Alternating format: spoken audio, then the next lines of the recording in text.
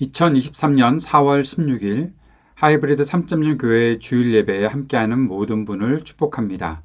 오늘도 시간과 공간을 초월하시고 언제 어디서나 우리와 함께 하시는 주님을 바라보며 함께 기쁨으로 예배하고 주님을 사모함으로 예배하는 우리 예배자들 될 수 있기를 바랍니다. 이제 말씀 위에 우리의 믿음을 세우고 예배자의 자리로 나아갑시다. 빌립보서 4장 1절과 4절부터 9절까지의 말씀을 함께 읽도록 하겠습니다. 그러므로 사랑하고 사모하는 나의 형제 자매 여러분, 나의 기쁨이요 나의 면류관인 사랑하는 여러분, 이와 같이 주님 안에 굳건히 서 계십시오. 주님 안에서 항상 기뻐하십시오.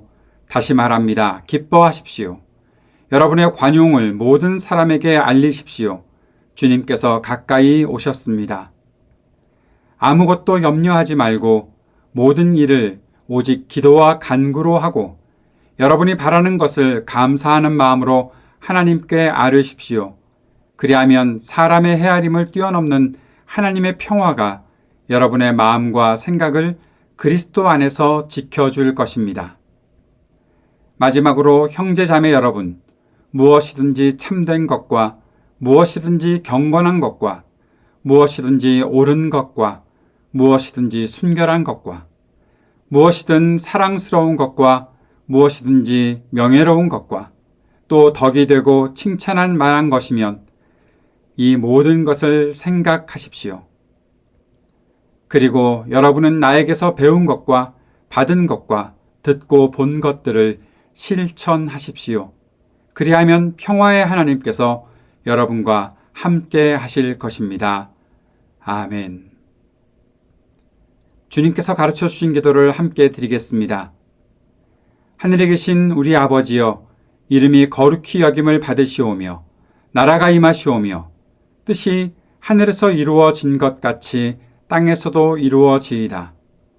오늘 우리에게 일용할 양식을 주시옵고 우리가 우리에게 죄 지은 자를 사하여 준 것 같이 우리 죄를 사하여 주시옵고 우리를 시험에 들게 하지 마시옵고 다만 악에서 구하시옵소서. 나라와 권세와 영광이 아버지께 영원히 있사옵나이다. 아멘.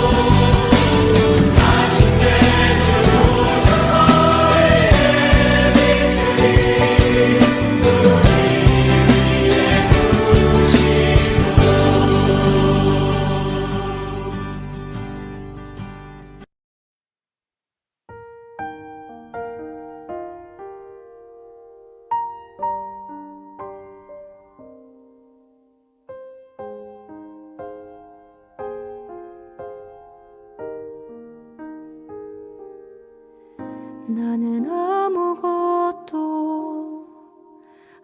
아닙니다.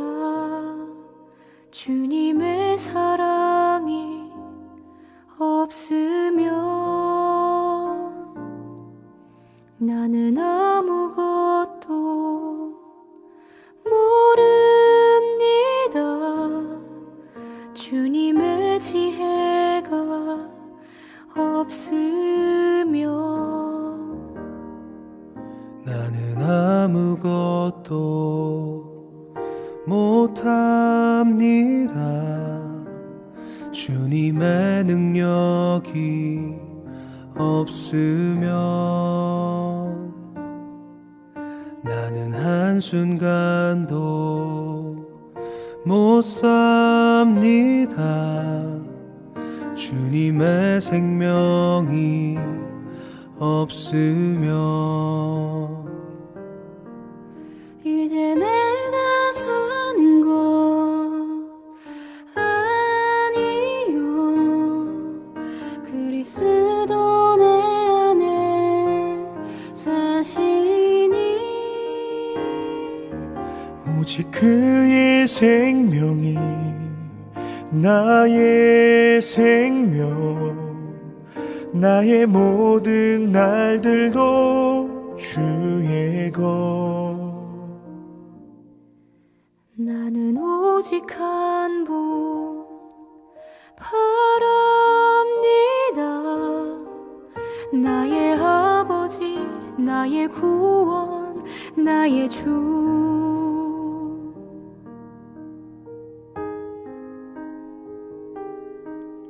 나는 아무것도 아닙니다. 주님의 사랑이 없으면 나는 아무것도 모릅니다. 주님의 지혜가 없으면 나는 아무것도 못합니다. 주님의 능력이 없으면 나는 한순간도 못 삽니다. 주님의 생명이 없으면 이제 내가 사는 것 아니요 그리스도 내 안에 사시니 오직 그의 생명이 나의 생명 나의 모든 날들도 주의 것 이제 내가 사는 것 아니요 그리스도 내 안에 사시니 오직 그의 생명이 나의 생명 나의 모든 날들도 주의 것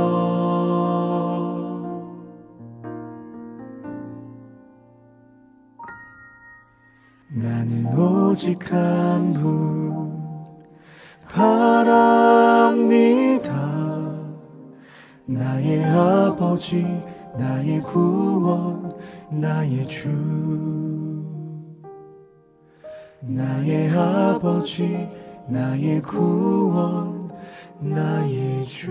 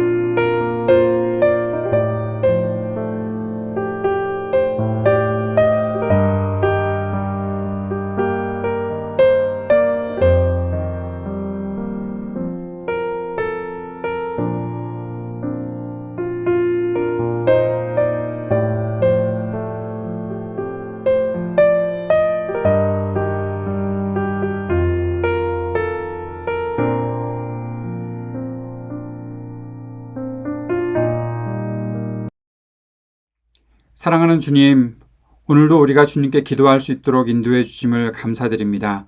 주님을 찬양하고 기도하는 삶이 우리에게 계속될 수 있도록 도우시고 함께해 주옵소서.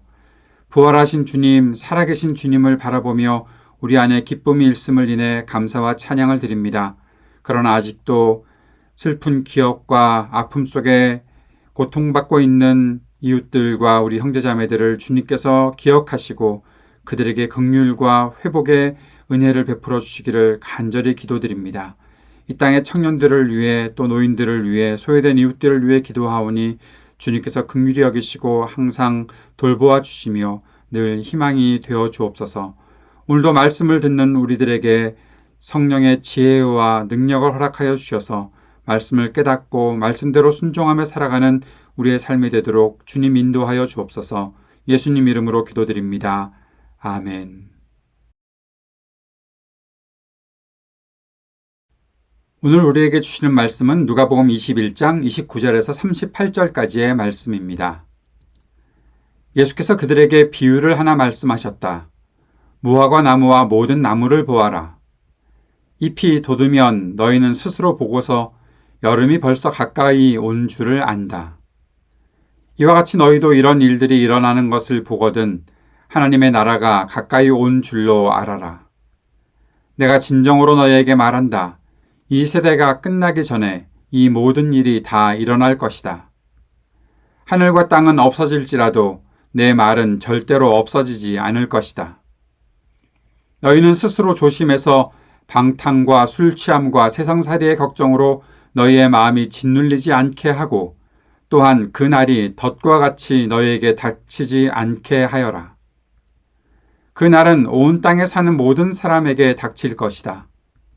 그러니 너희는 앞으로 일어날 이 모든 일을 능히 피하고 또 인자 앞에 설 수 있도록 기도하면서 늘 깨어 있어라. 예수께서는 낮에는 성전에서 가르치시고 밤에는 나와서 올리브산이라고 하는 산에서 지내셨다. 그런데 모든 백성이 그의 말씀을 들으려고 이른 아침부터 성전으로 모여들었다. 아멘. 우리가 누가복음 말씀을 계속 묵상하고 있습니다. 이번 주간에 이제 누가복음 말씀을 묵상하면 그동안 쭉 묵상해왔던 누가복음을 마칠 수 있을 것 같습니다. 누가복음 말씀에서 특별히 이번 주간에 21장을 묵상하게 되는데 이 21장은 20장과 연결되어서 우리가 중요하게 생각해야 할 본문입니다. 예수님께서 성전에 입성을 하셨고 성전에서 가르치시는 가운데서 바리새인들, 율법학자들, 또 서기관들 등을 비롯한 예루살렘의 지도자들과 계속 논쟁을 하시고 또 그 가운데서도 가르치시는 예수님의 하나님 나라 복음이 전해지고 있기 때문입니다. 그 안에서 가장 중요하게 보아야 할 것은 예수님의 권위가 하나님께로부터 온 것인가, 또 예루살렘의 지도자들의 권위가 하나님께서 인정하시는 그런 권위인가를 살펴보는 것입니다. 예수님의 권위에 대해서 예루살렘 지도자들이라고 하는 사람들은 계속해서 도전하고 있었고 거기에 대해서 예수님께서는 이 하나님 나라의 복음이 어떻게 가르쳐지고 있고 전해지고 있고 예수님은 그것을 어떻게 증거하고 계시는지 그것을 통해서 예수님께서 하나님께서 보내신 분이라는 사실을 입증하고 계시고 또 예루살렘에 있었던 지도자들은 왜 그 권위를 제대로 지키지 못하고 있는지에 대해서 하나씩 말씀이 전해지는 가운데 풀어져 가고 있기 때문입니다. 예루살렘의 지도자들은 이미 합당하지 못한 행위들을 하고 있었지요. 단지 그들은 그들의 권위만을 지키려고 했고 또 그 기득권을 지키기 위해서 성전이나 자신들의 지위 등을 이용했었습니다. 그래서 그들은 하나님 나라에 합당하지 못한 하나님께서 인정하지 않으시는 그러한 지도자의 모습을 보여주고 있었던 것이죠. 예수님께서는 그렇지 않고 주님의 복음을 전하셨고 그 복음을 온전히 증거하심으로써 하나님 나라가 어떻게 이 땅에 임하는 것인지를 가르쳐 주셨던 것입니다. 그 사실을 잘 풀어가는 과정에서 예수님께서는 이제 오늘의 말씀까지 이어지는 가르침을 주고 계시지요. 그것은 바로 하나님 나라 복음의 중심이 무엇에 있는가 하는 것이었습니다. 하나님 나라 복음의 중심은 어떤 것인가 라고 볼 때 우리가 가장 초점을 맞추어야 되는 것은 그리스도께서 어떻게 우리를 구원하실 것인지, 죄인 또 죄로 물든 세상을 하나님께서 어떻게 회복시키시고 구원하시고 온전케 다시 만드실 것인지에 대한 말씀과, 그리고 그것을 죄로 물들게 했던 모든 죄의 권세들을 심판하시는 일들이 나타난다는 것이 바로 하나님 나라 복음의 중심이죠. 그래서 구원과 심판을 그 중심으로 우리가 보고서 생각할 수 있어야 합니다. 그런데 이 구원과 심판이 온전케 되는, 확실하게 일어나고 그리고 완성되는 그때가 언제입니까? 그것은 바로 그리스도의 다시 오심으로 완성되는 종말의 때이죠. 종말이라고 한다면 그리스도께서 처음 오셨던 그 초림과 그리고 다시 오시는 그 재림의 순간까지의 모든 기간을 우리가 종말로 보고 있는데, 그때가 이르는 것을 우리는 기다리고 있고, 그때에 우리가 초점을 맞추고 살아가야 하는 것이 바로 하나님 나라 복음이고, 그 중심에는 구원과 심판이 있다라는 사실을 꼭 기억해야 하는 것입니다. 그 사실을 알고서, 그리고 그 사실을 마음속에 담고 우리의 믿음이 한 걸음씩 한 걸음씩 전진해 나아가야 하겠죠. 그렇게 살아가는 일에 있어서 중요한 것이 있습니다. 이 땅을 우리가 어떻게 살아갈 것인가? 예수 그리스도께서 다시 오시는 그날까지 우리는 어떻게 살 것인가 하는 것이죠. 주님께서 다시 오시는 그 날에 많은 환란이 있고 예루살렘이 멸망하는 것처럼 전쟁이 있을 수도 있고 많은 어려움들이 믿음을 가지고 사는 사람들에게 나타날 텐데, 그럴 때 그리스도를 따르는 우리는 어떻게 살아갈 것인가 하는 그 마음가짐을 잘 갖추고 준비해야 하겠지요. 그래야 그 세상을, 우리가 살아가야 되는 이 모든 길을 온전히 살아갈 수 있는 것이다 라고 볼 수 있습니다. 어떻게 살아야 할까요? 가장 중요한 것은 우리가 말씀을 기억하는 것인데, 누가복음 21장 31절 말씀에 주님께서 이렇게 말씀하셨습니다. 이와 같이 너희도 이런 일들이 일어나는 것을 보거든. 이런 일들은 어떤 것입니까? 예루살렘이 멸망하고 많은 환란이 일어나서 어려움을 겪게 되는, 믿음을 가진 사람들도, 이 땅의 모든 사람들도 다 어려움을 겪게 되는 그 날이 올 텐데, 그러한 때가 오면 하나님 나라가 가까이 온 줄로 알아라 라고 말씀하셨던 것입니다. 나무가 변하는 것을 보면서도 사람들이 어떤 계절이 오는구나, 여름이 오는구나, 가을이 왔구나 하는 것들을 깨달아 아는 것처럼, 우리가 이 땅에 어떠한 일들이 일어날 때, 특별히 주님께서 말씀하시는 이 환란이 일어나는 그때에 이러한 때에 우리가 준비해야 될 것이 있는데, 하나님 나라가, 주님께서 다시 오시는 그날이 가까이 온 줄로 알아야 한다라고 생각하고 마음을 다지고 살아야 한다는 것이죠. 근데 여기서 한 가지 힌트가 있습니다. 하나님 나라가 가까이 온 줄로 알아라. 그러면 그 하나님 나라는 언젠가 멀리 있을 일이니 그 날을 계산해서 살아가야 하는 날인가요? 그렇지 않지요. 하나님 나라는 지금 우리가 주님의 다스리심을 받는 이 순간이 바로 하나님 나라를 누리며 살아가는 시간이기에, 우리가 항상 인생의 어려운 모든 순간에 내가 하나님의 다스리심을 받고 있습니다 라고 생각하고 그 믿음을 가지고 살아가는 것, 그것이 바로 지혜로운 삶이다 라고 주님은 우리들에게 가르쳐 주셨던 것이죠. 그렇다면 우리에게 중요한 것이 있습니다. 하나님 나라에 대한 초점이 흐려지지 않도록 살아가는 것이죠.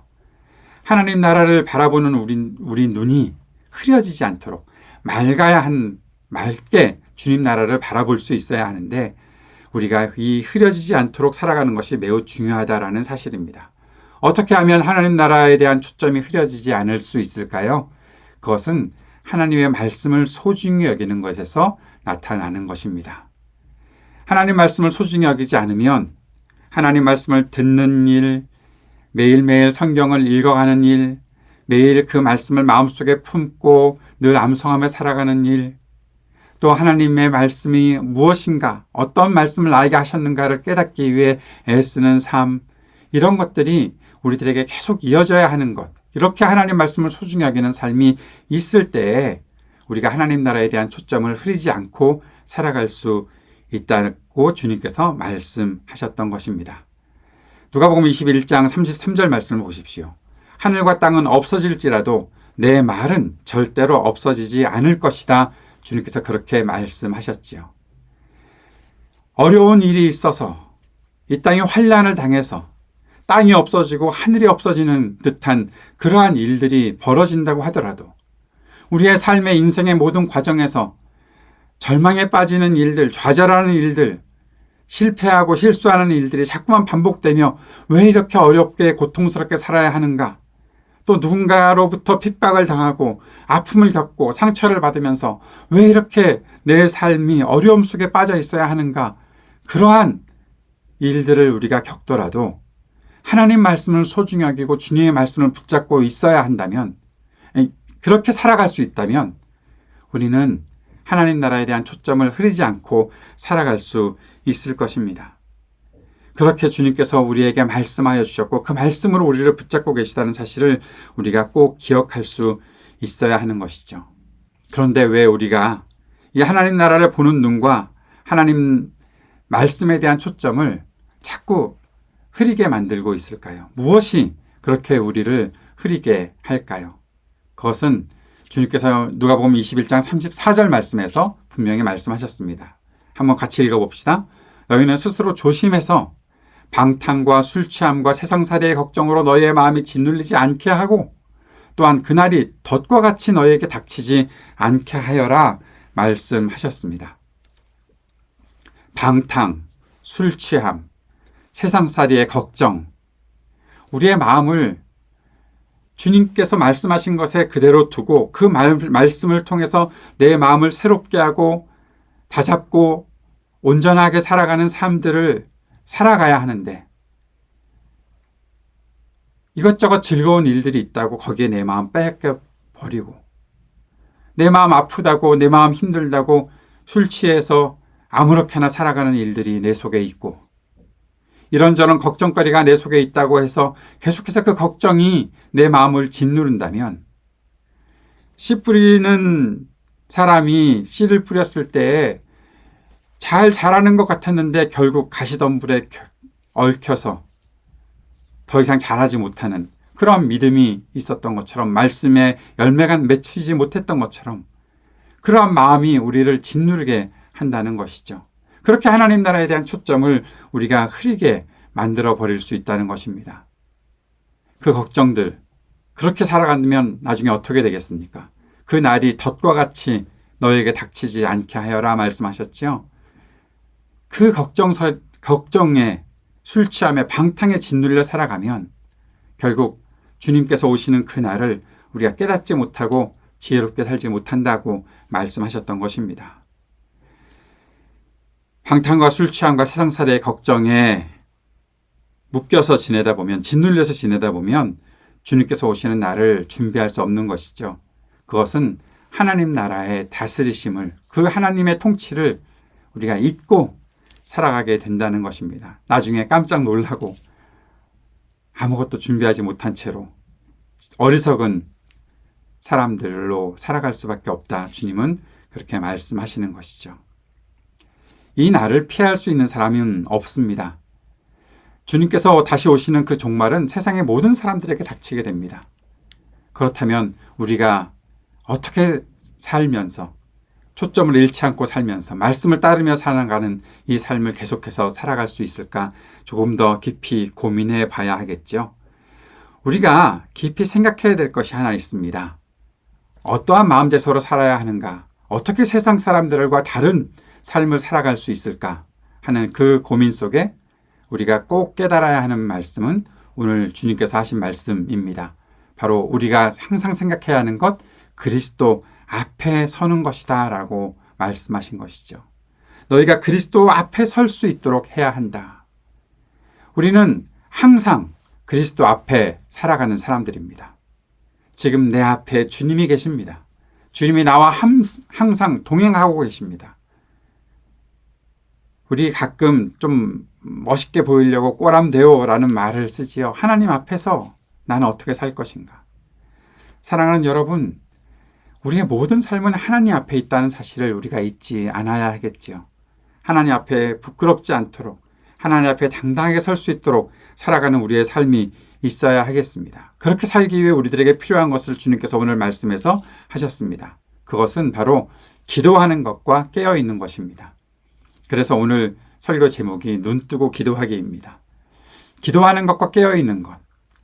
우리는 가끔 기도하는 것도 흐려져서 기도하다 보면 잠들기 일쑤고 눈을 뜨고 깨어 있어야 하는데 멍하니 지낼 때가 더 많고 그렇게 해서 우리가 어떻게 그리스도 앞에 당당히 설 수 있을까 하는 그런 고민을 늘 하게 되지요. 주님께서는 오늘 우리들에게 분명하게 말씀하십니다. 기도하고 깨어 있어야 한다라고 말씀하셨습니다.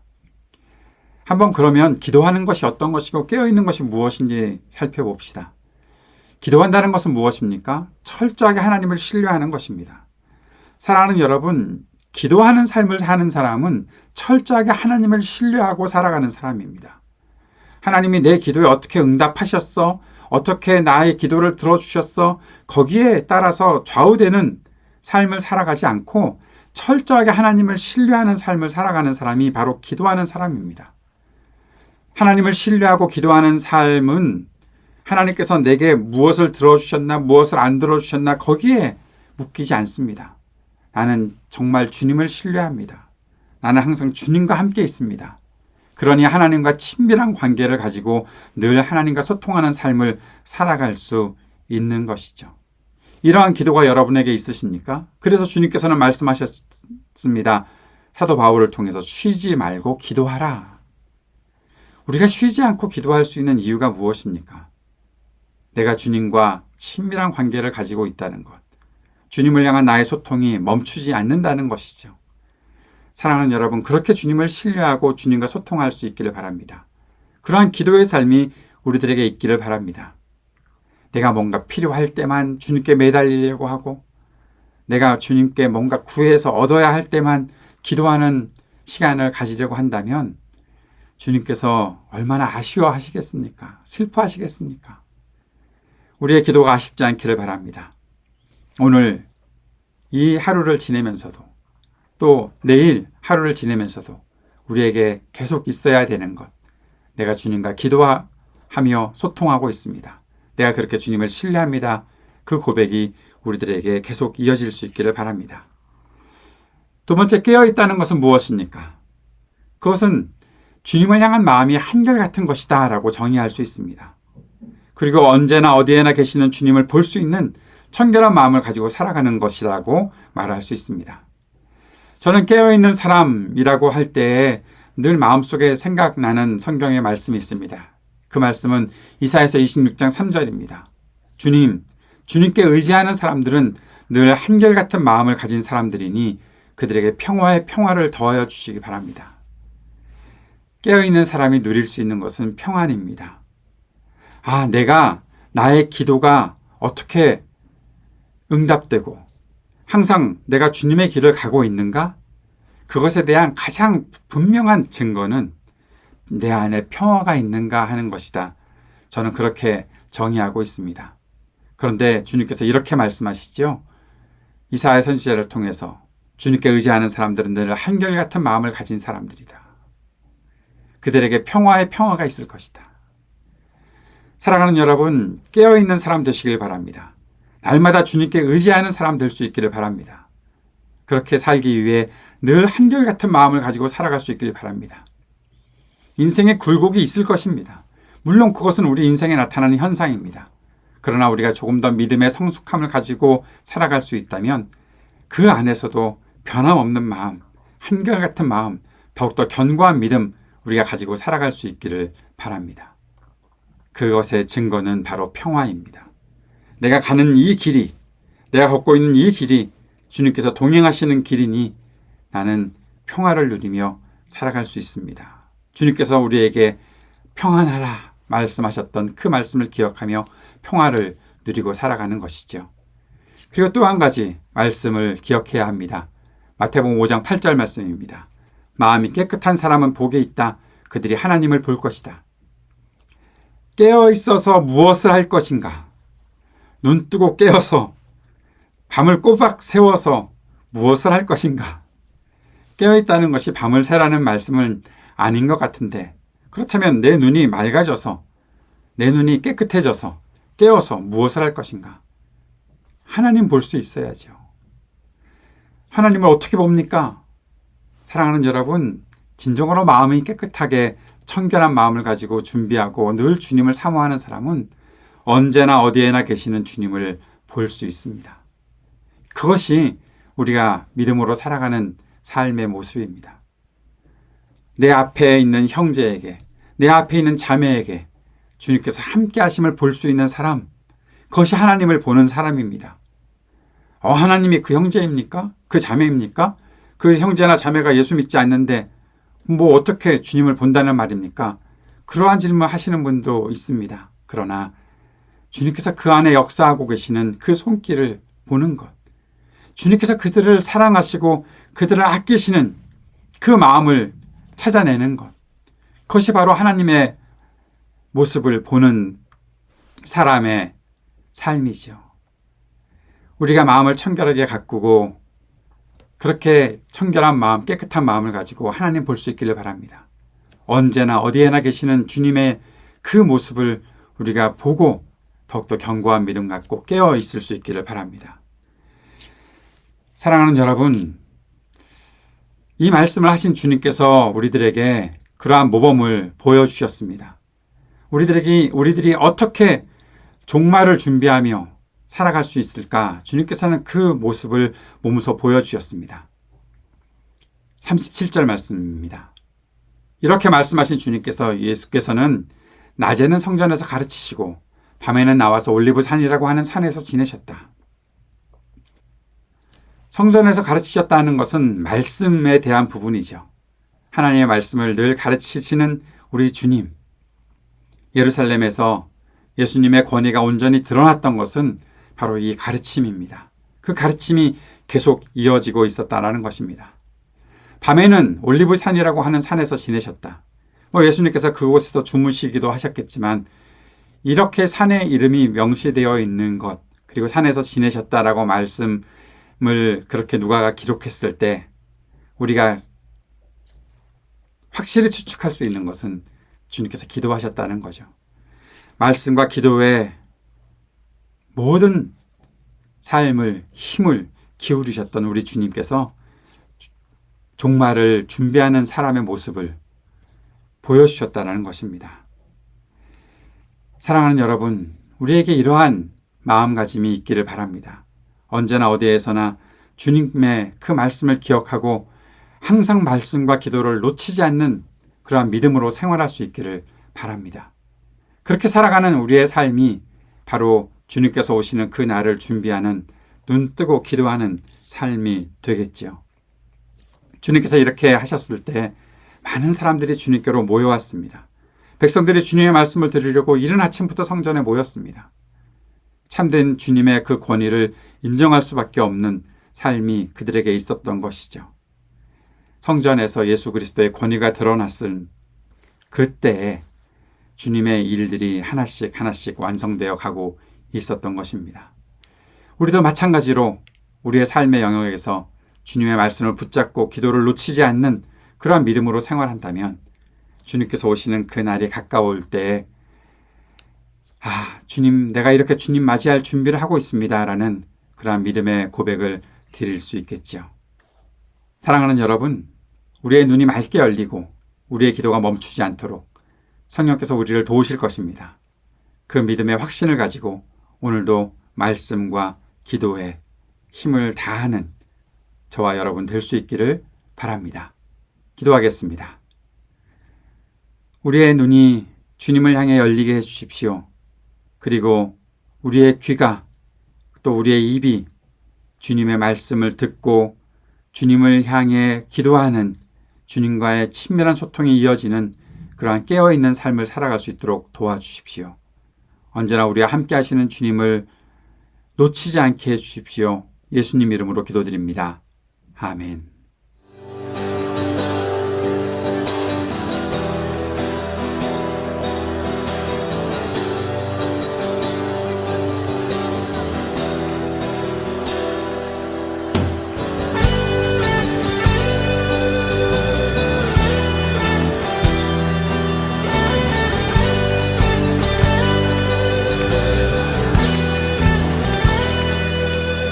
이 땅 위에 오신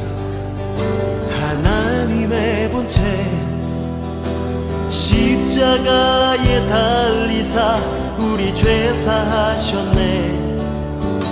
하나님이 그를 지극히 높여 모든 이름 위에 뛰어난 이름을 주사 우리 예수 이름 앞에 절하고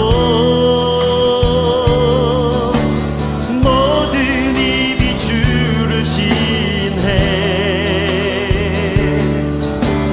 영광 중에 오실 주를 보리라. 다같이 선포해 왕께 만세. 존귀와 위엄을 찬양해. 왕의 왕께 만세. 주 예수 하나님.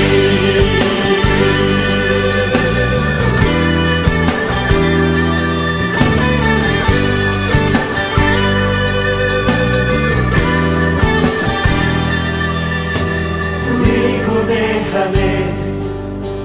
주님 오실 그날 다시 사신 왕의 영광 이 땅을 비추네. 사단의 권세는 주 앞에 무너져 생명과 진리의 주권 새 가장 높도다. 우리 예수 이름 앞에 절하고 모든 입이 주를 신해 영광 중에 오실 주를 보리라. 선포해 왕께 만세. 존귀와 위엄을 찬양해. 왕의 왕께 만세. 주 예수 하나님. 주 하나님. 왕께 만세. 존귀와 위엄을 찬양해.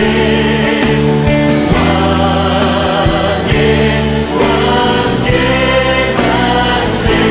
주 예수 하나님.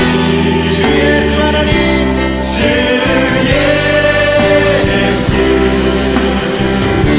주 하나님.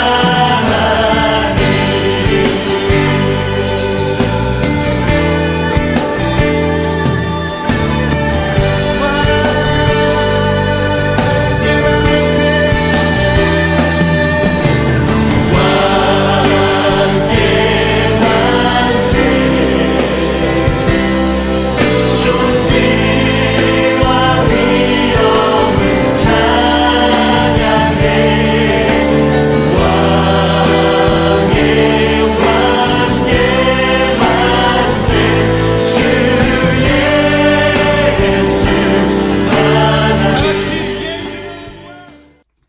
오늘도 우리와 함께 하시는 주님을 기억하고 그리스도의 은혜와 복이 우리에게 있기를 서로 축복하는 시간 갖도록 하겠습니다. 그리스도 우리 앞에 계셔서 우리를 늘 좁고 바른 길로 이끄소서. 그리스도 우리 곁에 계셔서 우리 손을 붙드시고 용기를 주소서. 그리스도 우리 아래에 계셔서 우리가 넘어질 때 받으시며 희망 잃지 않게 하소서. 그리스도 우리 위에 계셔서 우리 일상의 모든 순간을 거룩하게 하소서. 그리스도 우리 안에 계셔서 우리가 그리스도의 열매를 맺게 하소서. 성삼위 하나님 항상 우리와 함께 처음과 같이 지금도 그리고 영원히. 아멘. 오늘도 함께 예배해 주신 모든 분을 축복합니다.